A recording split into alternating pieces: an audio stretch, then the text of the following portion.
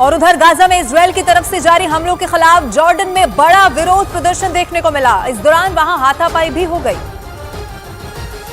वहां से सामने आई तस्वीरों में चारों तरफ हजारों प्रदर्शनकारियों की भीड़ नजर आई। अम्मान शहर में आयोजित विरोध प्रदर्शन में 6000 से ज्यादा लोगों ने हिस्सा लिया। इस दौरान मार्च करने से रोकने पर प्रदर्शनकारी वहां की पुलिस से ही भिड़ गए, जिसके बाद कुछ लोगों को हिरासत में लिया गया। प्रदर्शनकारियों ने हमास के समर्थन में नारे लगाए और गाजा का समर्थन करने के लिए उन्हें सीमा क्षेत्र तक पहुंचने की अनुमति नहीं देने पर जॉर्डन सरकार की निंदा की। इस दौरान प्रदर्शनकारियों ने इजरायल के साथ सभी राजनयिक संबंधों को खत्म करने की मांग की। तो अमेरिका और रूस के टकराव का असर भी दिखने लगा। बड़ी जंग की आशंका के कारण रूस ने अपने नागरिकों को सलाह दी कि वो इजरायल, फिलिस्तीन, लेबनान और जॉर्डन की यात्रा टाल दें। इसके साथ ही उसने उन देशों में मौजूद अपने लोगों को तुरंत रूस लौटने की भी सलाह दी। और रूस के मुताबिक वो इस मुद्दे पर मिस्र और इजरायल के अधिकारियों के साथ भी संपर्क में है, ताकि गाजा में मौजूद उसके नागरिकों को सुरक्षित वहां से निकाला जा सके। इसी तरह हॉलैंड के विदेश मंत्रालय ने भी लेबनान की यात्रा पर जाने वाले अपने नागरिकों के लिए चेतावनी जारी कर दी। इसके साथ ही हॉलैंड ने अपने लोगों को तुरंत लेबनान छोड़ने और देश लौटने की भी अपील की। और ऐसा इसलिए क्योंकि लेबनान में हिजबुल्लाह के ठिकानों पर इजरायल के हमले तेज हो गए। इससे पहले सऊदी अरब समेत कई दूसरे देश भी अपने नागरिकों को लेबनान की यात्रा न करने की सलाह दे चुके हैं। गाजा पट्टी में आतंकवादी संगठन हमास के ठिकानों पर इजरायल के हवाई हमले लगातार जारी हैं। आईडीएफ ने नया वीडियो जारी कर बताया कि उसने गाजा पट्टी में आतंकवादी संगठन हमास के ठिकानों पर हमला किया और इन हमलों में उन इलाकों को टारगेट किया गया जिसमें आतंकवादी संगठन हमास के कई ऑपरेशनल मुख्यालय, एंटी टैंक लॉन्चर और अंडरग्राउंड टनल शामिल थे।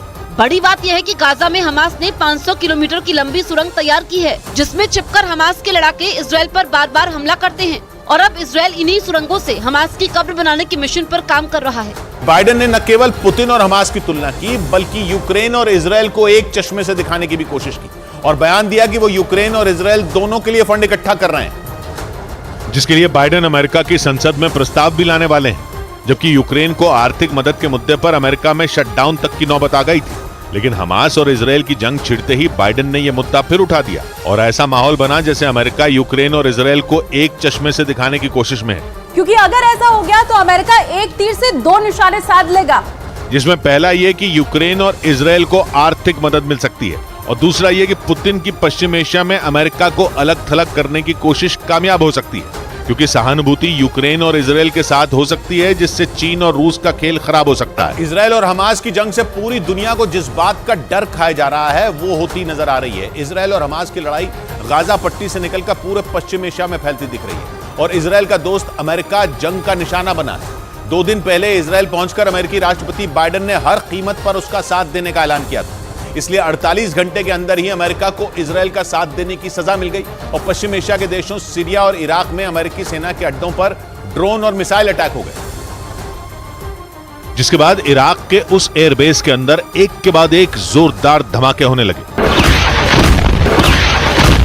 इराक में अमेरिका के जिस ऐन अल असद एयरबेस पर ड्रोन चलाए गए वो इराक की राजधानी बगदाद से 233 किलोमीटर दूर है। ये एयरबेस इतना अहम है कि ईरान भी उस पर हमले कर चुका है और वो आतंकी संगठन ISIS के भी निशाने पर रहा है। लेकिन अकेला ऐन अल असद एयरबेस ही टारगेट नहीं बना, बल्कि उस पर हमले से कुछ घंटे पहले बगदाद इंटरनेशनल एयरपोर्ट के पास भी अमेरिकी फौज के एक मिलिट्री बेस पर रॉकेट फटे थे और 2 दिन पहले भी इराक में अमेरिकी सेना पर ड्रोन अटैक हुए थे। उधर इजरायल और हमास की जंग का विरोध अब पूरी दुनिया में देखने को मिल रहा है। दुनिया के अलग अलग हिस्सों में लोग इजरायल के हमले के विरोध में प्रदर्शन करते हुए दिखाई दे रहे हैं। फिलिस्तीनियों के समर्थन में मिस्र के कई शहरों में प्रदर्शन किए गए। यहाँ के कई शहरों में प्रदर्शनकारी झंडा लहराते और नारेबाजी करते नजर आए। हालांकि मिस्र के इजरायल और हमास दोनों के साथ अच्छे संबंध हैं, लेकिन यहाँ लोगों की नाराजगी इजरायल की तरफ से गाजा पर लगातार किए जा रहे हमलों को लेकर थी। मिस्र की सरकार ने प्रदर्शन करने के लिए 27 जगहों की मंजूरी दी थी, जहाँ इजरायल के खिलाफ प्रदर्शन किए गए। बाकायदा धमकी तक दी गई थी। गाजा पर हमलों की वजह से इराक के सबसे बड़े धर्मगुरु ने पूरी दुनिया से इजरायल के खिलाफ लामबंद होने की अपील की थी।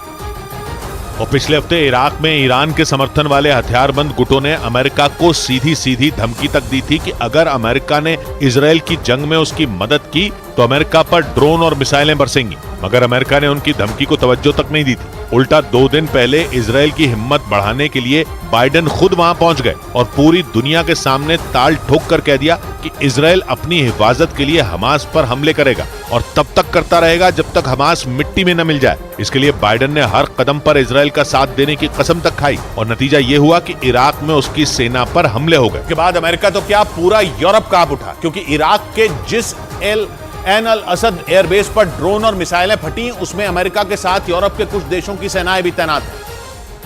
यानी एक हमले से अमेरिका के साथ यूरोप तक को धमकी दे दी गई कि वो इजराइल का साथ छोड़ दे। इसलिए यूरोपियन कमीशन ने भी अमेरिका को चेताया कि इजराइल और हमास की जंग की आंच दूर तक जाने का खतरा वाकई असली है। इसलिए इजराइल और उसके पड़ोसियों के बीच बातचीत जारी रहनी चाहिए।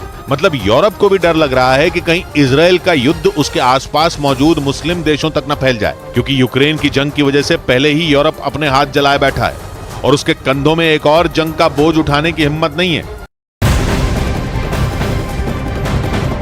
एक बड़ी खबर आपको बता दें, गाजा में अस्पताल पर हुए हमले पर फ्रांस का बयान सामने आया है। फ्रांस ने इस मामले में इजराइल को क्लीन चिट दे दी है।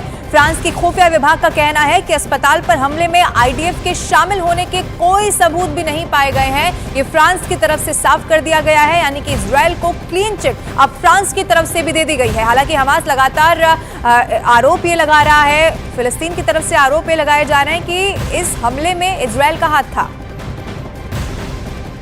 कि बाकायदा धमकी तक दी गई थी। गाजा पर हमलों की वजह से इराक के सबसे बड़े धर्मगुरु ने पूरी दुनिया से इजराइल के खिलाफ लामबंद होने की अपील की थी। और पिछले हफ्ते इराक में ईरान के समर्थन वाले हथियारबंद गुटों ने अमेरिका को सीधी सीधी धमकी तक दी थी कि अगर अमेरिका ने इजराइल की जंग में उसकी मदद की तो अमेरिका पर ड्रोन और मिसाइलें बरसेंगी। मगर अमेरिका ने उनकी धमकी को तवज्जो तक नहीं दी थी। उल्टा 2 दिन पहले इजराइल की हिम्मत बढ़ाने के लिए बाइडेन खुद वहां पहुंच गए और पूरी दुनिया के सामने ताल ठोक कर कह दिया कि इजराइल अपनी हिफाजत के लिए हमास पर हमले करेगा और तब तक करता रहेगा जब तक हमास मिट्टी में न मिल जाए। इसके लिए बाइडेन ने हर कदम पर इजराइल का साथ देने की कसम तक खाई और नतीजा ये हुआ कि इराक में उसकी सेना पर हमले हो गए। के बाद अमेरिका तो क्या पूरा यूरोप कांप उठा, क्योंकि इराक के जिस ऐन अल असद एयरबेस पर ड्रोन और मिसाइलें फटी, उसमें अमेरिका के साथ यूरोप के कुछ देशों की सेनाएं भी तैनात हैं। यानी एक हमले से अमेरिका के साथ यूरोप तक को धमकी दे दी गई कि वो इजराइल का साथ छोड़ दे। इसलिए यूरोपियन कमीशन ने भी अमेरिका को चेताया कि इजराइल और हमास की जंग की आंच दूर तक जाने का खतरा वाकई असली है। इसलिए इजराइल और उसके पड़ोसियों के बीच बातचीत जारी रहनी चाहिए।